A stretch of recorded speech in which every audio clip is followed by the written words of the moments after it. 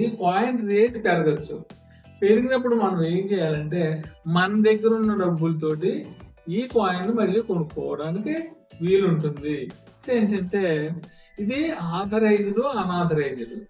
Authorised ఏంటన్నా నువ్వు centralise, decentralise. Centralise, decentralise అని చెప్పి రెండు విధానాల్లో. సెంట్రలైజ్ అనేది మన ఇండియాలో ఉన్నటువంటి కరెన్సీ సిస్టమ్ అంతా కూడా లింకప్ అయినటువంటిది సెంట్రలైజేషన్. ఇప్పుడు మనం నడుచుకుంటున్నది డిసెంట్రలైజేషన్. ఇది వాడికి చెప్పింది. తర్వాత ఏంటంటే నువ్వు ఎన్ని కాయిన్స్ తీసుకోగలవు అనేది నువ్వు నిర్ణయించుకుని తీసుకుని అదే ఇంకా 4 స్టెప్స్ ఉన్నాయి. 4 స్టెప్స్ లో first bit coin already maximum reach అయిపోయింది. దాన్ని నువ్వు ఇప్పుడు మనం ఇన్వెస్ట్ చేయలేము. రెండోది ఇథీరియం. ఇది కూడా దీనికి దగ్గరలో ఉంది, దీనికి కూడా రీచ్ కాలేము.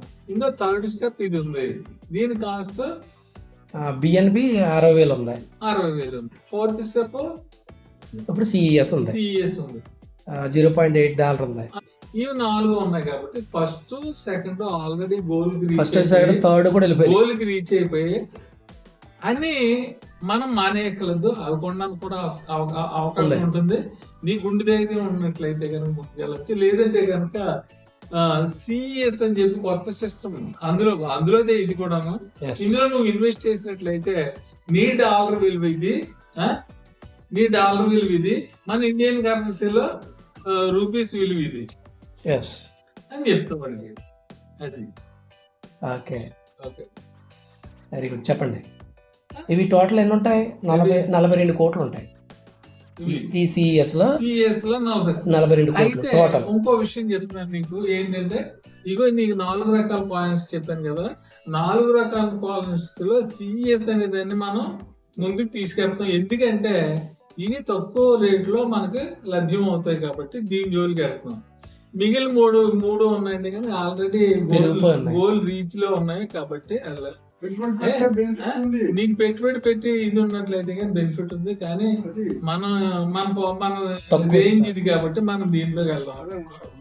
అయితే ఇంకోటి చెప్పేది ఏంటంటే సెంట్రలైజేషన్, డిసెంట్రలైజేషన్. అది నెక్స్ట్ ఏంటంటే మనం ఈవేళ కాయిన్స్ కావాలంటే కనుక కాయిన్స్ అమ్మే వాళ్ళు ఉంటారు.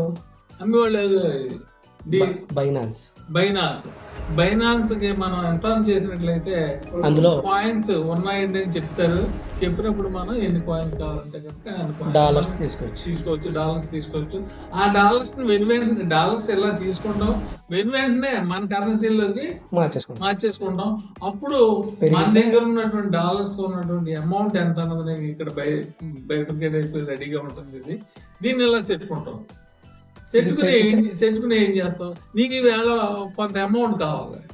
అప్పుడు ఇందులోంచి కొంత తీసుకుని మిగిలిన అమౌంట్ ఎలా ఉంటుంది, ఇది ఎలా ఉంటూ ఉండగా డాలర్స్ రేట్ పెరుగుతుంది. పెరిగినప్పుడు ఏం చేస్తావు, నువ్వు మళ్ళీ ఈ అమౌంట్ తోటి ఈ డాలర్స్ కొనుక్కొని మళ్ళీ ఇందులో మార్చేసుకుంటావు. మార్చేసుకున్న తర్వాత డాలర్ రేట్ డౌన్ అవుతుంది, కానీ ఈ రేట్ ఎలాగో ఉండిపోతుంది, పెరుగుతుంది. ఈ రేట్ ఎలాగో ఉండిపోతుంది. Super. You can contact us for more details. I am giving our WhatsApp number. If you are near Rajamundry, we can definitely get together to know more details. Subscribe our YouTube channel